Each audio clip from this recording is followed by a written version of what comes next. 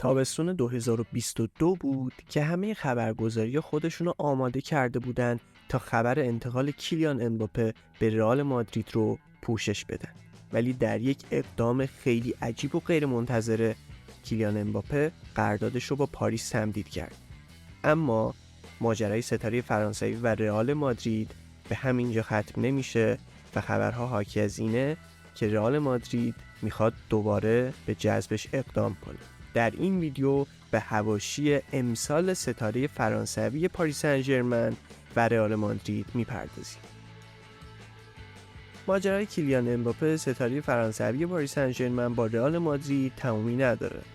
مادریدیا تا کنون دوبار به صورت جدی برای شکار ستاره فرانسوی اقدام کردند ولی موفق به جذب این بازیکن نشدند.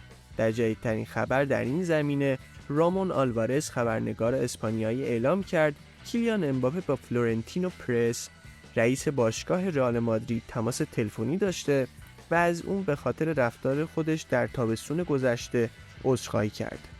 امباپه در یک قدمی انتقال به رئال مادرید قرار داشت ولی به یک بار قراردادش رو با پاریس تمدید کرد و این اقدام ستاره فرانسوی باعث شد تا مادریدی‌ها شوکه بشن و بسیاری از هواداران قوهای سفید از این بازیکن عصبانی بودن و هستن.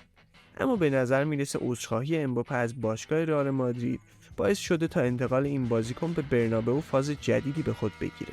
امباپه به توصیه مکرون رئیس جمهور فرانسه در پاریس موندگار شد ولی این بار تصمیم نهایی خودش رو به ترک پاریس گرفته و میخواد به هر نحوی راهی رئال مادرید بشه و جام قهرمانی اروپا رو بالاخره تصاحب کنه.